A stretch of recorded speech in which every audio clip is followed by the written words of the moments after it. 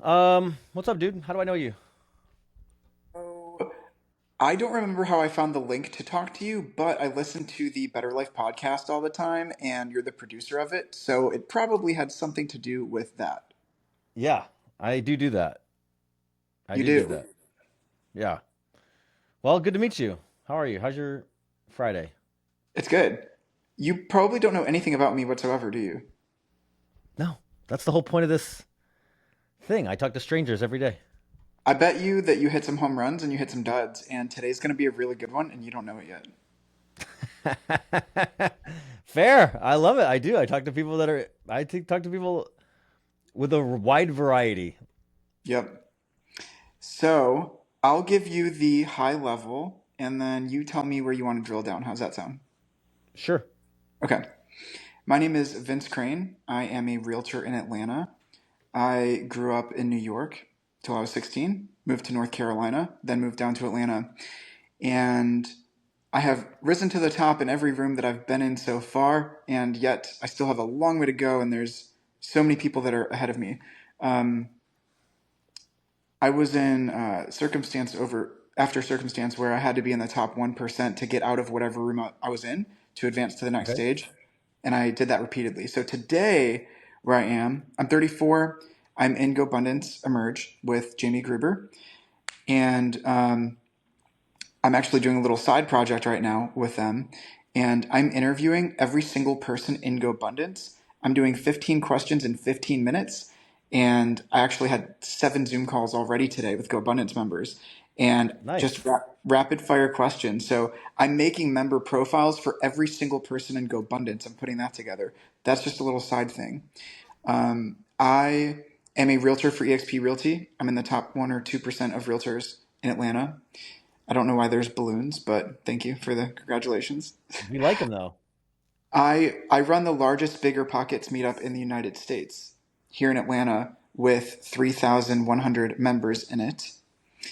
I am partnering with Scott Trench and Bigger Pockets to create a new part of Bigger Pockets called Passive Pockets that will be all about investing in syndications. It'll be a platform for limited partners and syndicators.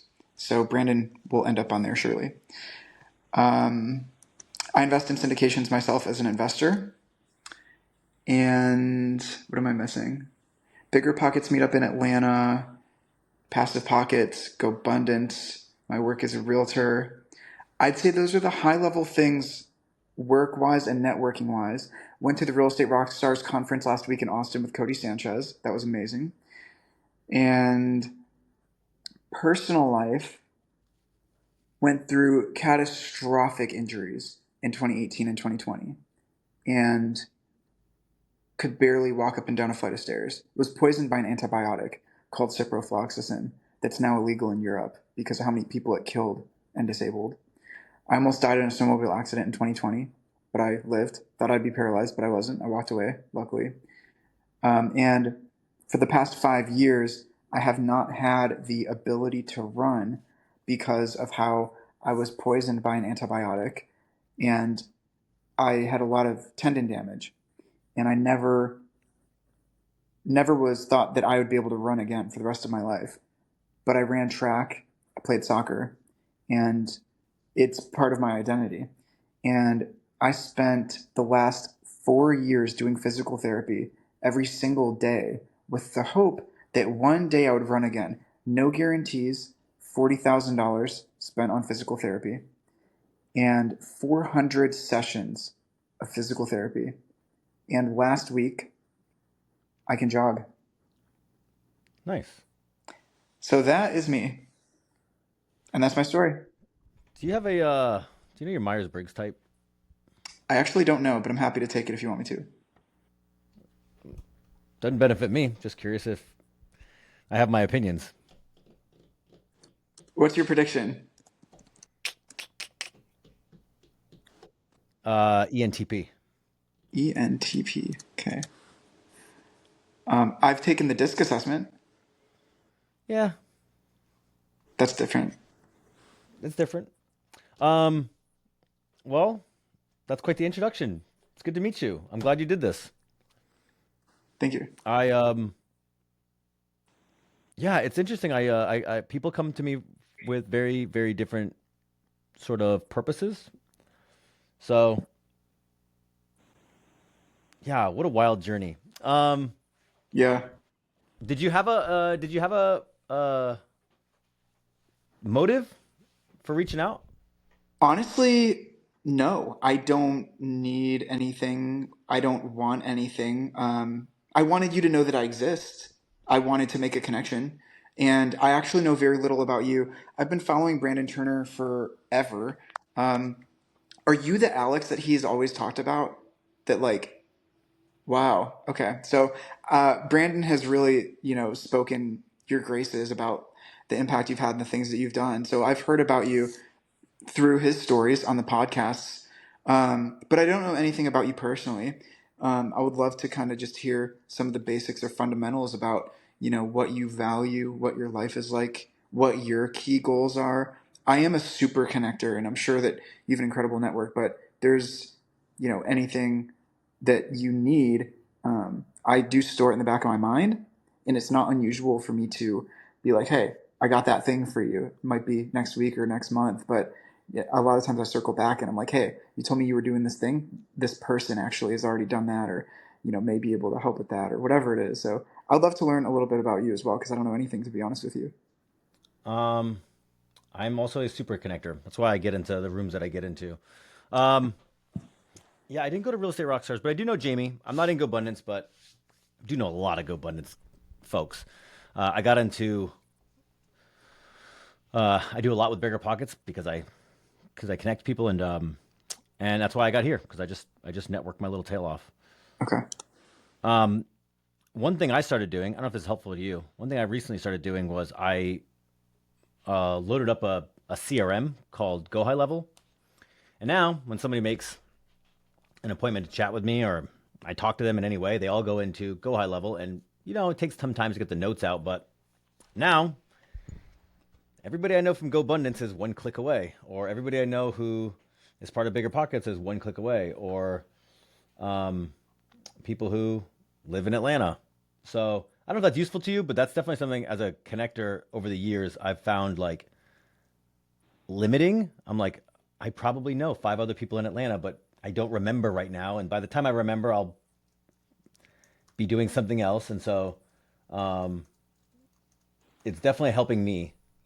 So I don't know if that's useful to you, but something to think about just to categorize your connections. I will keep that in mind. I have a CRM for my realtor business, for my database and my clients, but my GoBundance database, that's separate, and I'm not necessarily doing lead gen on them. I do have what I've been working on all day is I'm filling in the spreadsheet of everyone who's in GoBundance, and I'm just filling it out, like as I interview people one at a time, like it's turning out to be 15, 20-minute videos person by person, but I'm also writing down all of their answers into a spreadsheet to all the questions. And so I'll be able to do a control F on this spreadsheet. And if you were like, hey, Vince, who in Emerge is interested in investing in syndications? I could literally do a control F and I could see all of the entries and I could sort it just like that. And so, that's sort of like one of the things here that I think is going to be really cool is just like this GoBundance database, but it's on a Google Sheet. It should be imported into an actual CRM. That's actually a good idea. I'm going to convince Jamie to do that. He needs to do that. That's his job. Yeah, because you could tag people like interested in syndications or interested in this Yeah. city, and then you're like, hey, like right now, like, I don't have it because it's kind of again, it's kind of new for me. But the idea would be like, I can come over here and I can filter by Georgia, and now everybody who's in Georgia, I'm like, this is the five people you need to meet. Oh, It just yep. jogs my memory instead of me having to be like, who do I know in Georgia? It's like, oh, here's five people, which I don't think I know. Yep. I don't think I have anybody in Georgia yet, but yeah, but that idea. Anyways, that's what I'm working on. I don't know if that's useful to you, but I have that super connector. I actually know probably two or three people that you would probably make four people in my life that are like super connectors. It's always interesting because I don't know. I always think of ways I'm like, how could I get these 10 people to do something together? If I could get 10 people, it's like, okay, between 10 of us, we know everybody. I'm like, how could that sort of group of skill sets, work together? But anyways, that's a tangent. Um, I am a little backstory on Alex. I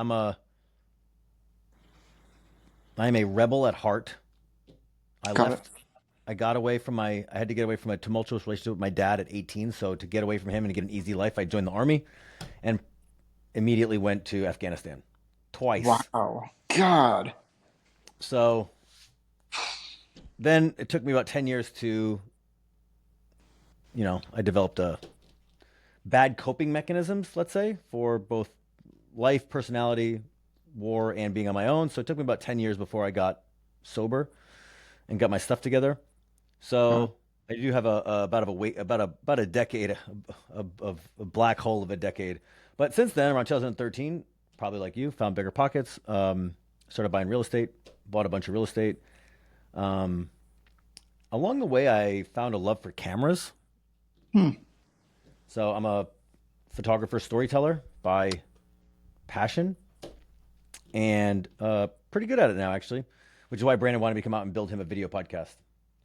So Interesting. I spend a lot of time at real estate events and inside the real estate community, taking pictures and creating videos about the people and in it and the stories. I did 32 episodes for Bigger Pockets called Meet the Investor on YouTube, um, and I shoot the Bigger Pockets event every year, and a bunch of other real estate just events, retreats, masterminds, people. I so so I did both of those up until about 2019. Started buying multifamily. Um, did two deals, raised Nice. 2 million bucks. And then in 2021, when the real estate market wasn't as fun or easy, and it was terrifying, and people were being irresponsible, I said, I'm just going to travel the world with my camera while this thing does whatever it's doing. So in 2022, and yeah, I basically got paid to travel the world with my camera and do real estate events, real estate retreats. In 23, Brandon called me, asked me to move to Maui and build a video podcast. And now it's 24, and I'm actually wrapping this project up, and I'm going to move to Texas, Austin. Oh, wow. You'll be with all the GoBundance people there. Yep. They're all there. What, I know a lot of them. yeah, I would imagine your network's probably incredible. What's funny is you'd probably think that like I had a goal of like someone I wanted to connect with through you or something, but I don't actually. I think that like a good question that I ask people, I got a fantastic answer on this from AJ Osborne. When I tell people my story and they get to know my personality and what I'm like, what my experience is and stuff, I always ask them like, where do you see, you know, like you can see where I am and you can see where these other people are that you know, and what is a path that you could see me doing, that you could see me being really good at? Because for example, there will come a time where being a realtor, even if you do really well at it, doesn't make sense for me because I have a calling for bigger and better things. You know, with this kind of skill set, like what could that end game, what could that future look like 5 years from now, 10 years from now? Like what could that be? You know, Are you asking me? I don't know you that well. I mean, even after interviewing I haven't finished it yet, but after getting done interviewing 260 people in GoBundance, it just feels like there's gonna be something big that happens. I don't know what it is yet, but it just feels like there's gonna be something big. AJ told me that he said that he knows me like obviously better than you do, but he said that he could see me like creating a fund and pooling together tons of people that are LPs as investors that you know, because I have such big social capital from the local Bigger Pockets meetup, GoBundance, like, and I'm such a connector. Like, I could create a fund, and then everybody can, jump in and contribute to it, and then I can manage that fund and use it to invest in syndications and at better terms and stuff like that because it's a bigger pool of money. That's like one example, but he's like, if I was you and I was in your shoes, and I think he's the biggest or one of the biggest self storage operators in the U.S. But he's like that. He's like you would crush it at that, and it's the best thing that you should do. I feel like I'm not there yet, but maybe one day. Um, I do think I'd want to share my story with more people, like the health journey, the journey of climbing from room to room. There's like only certain people that can do that. It takes a certain kind of mindset, and personality, I think. Um, so yeah, I don't know. Got some things that I'm thinking about, I guess. Um, what would you go back and tell your high school self? Um, Everybody else is stupid but you. Hmm. So it's like their opinions don't matter, Um, or you think that you know everything in high school. no, I think of people as individuals, and you know, you can go ask 260 successful people what you should do, and none of them know you. Not really. Yeah, yeah. So No. they're all going to be wrong every single time. And the more that you listen to other people about what you're supposed to do, the more you live somebody else's life. Ooh, that's a good point. That's a good quote. I like that one. Yeah. So I basically start with the way I get advice from people is I ask them what do they think, and then I thank them. I'm grateful for it, and then I assume they're wrong and do something else. And whatever's left from all the advice that I was given, whatever the gap is, that's what I try to do within reason. I mean, I'm not an anarchist or anything, but I also certainly don't have a life of, you know, I don't have some traditional path life.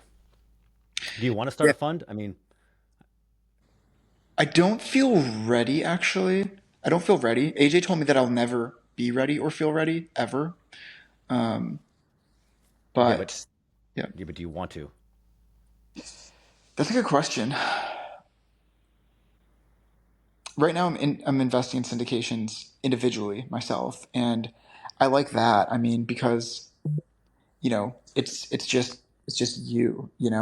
When you've got other people's money, you've got other people's lives at stake. Like, you basically have a portion of their life because it took them thousands of hours to work for that money. So you have thousands of hours of their life in your hands that you're in control of, and the responsibility that comes with that, I feel like it should be in the hands of someone that appreciates that, which I would, which qualifies me in that regard. But I don't know if I want to be falling asleep at night having that burden, if that makes sense. Um, so I will say I found it very hard to monetize social capital because I have a lot as well. And interesting. Yeah, interesting. and I'm in a position in life, thankfully, and it sounds like you're similar.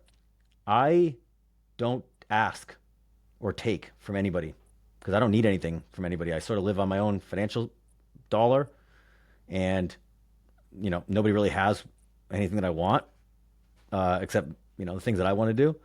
Um, and so I'm in a position where I can say yes to a lot of people about what they need. I don't need a lot from other people, and so you build up a lot of social goodwill. Right? This Mm, is my way. I do 15 calls like this a week with strangers because I mean, you know, it's amazing the diversity of conversations I have because what I find probably 80% of people need is a friend.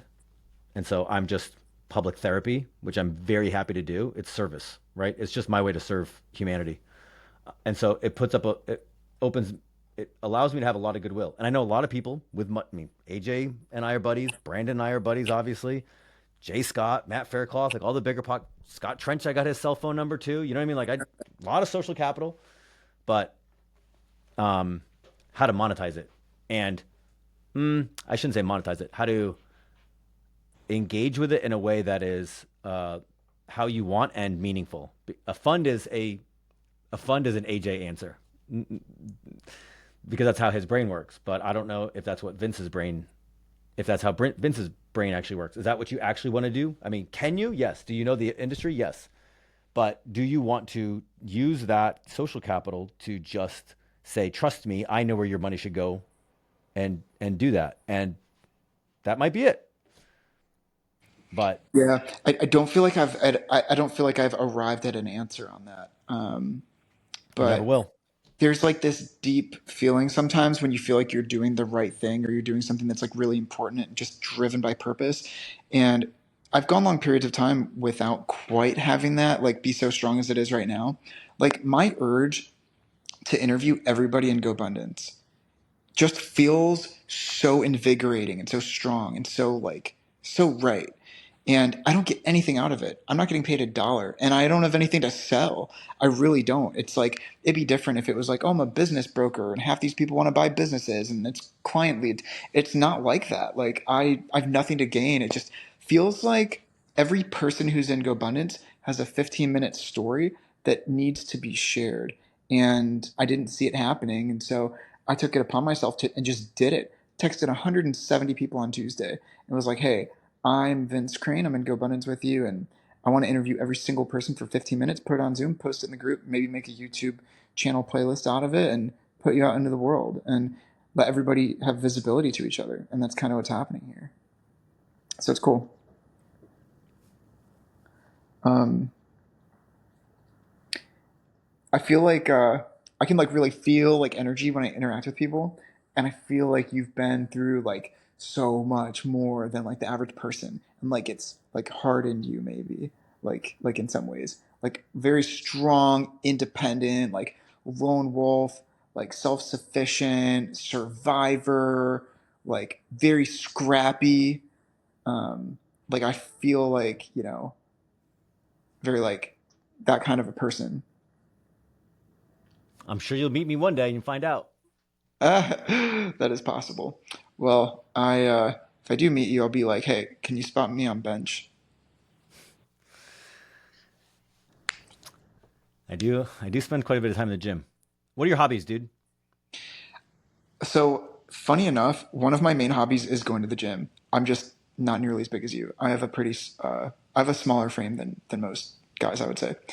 Um, Going to the gym in Atlanta, there's this beautiful thing called the Atlanta Beltline, and it's a trail, but it's paved. You can walk on it, bike on it, rollerblade on it. It's one of the most, in my opinion, it's one of the most beautiful things in the United States. It's just amazing, and it's the heartbeat of Atlanta. It's just it makes you alive, and it's you can walk right off of it and walk into a brewery or walk into a store. Like there's businesses that are built all along it. It's a 22-mile path that goes around Atlanta in a giant loop.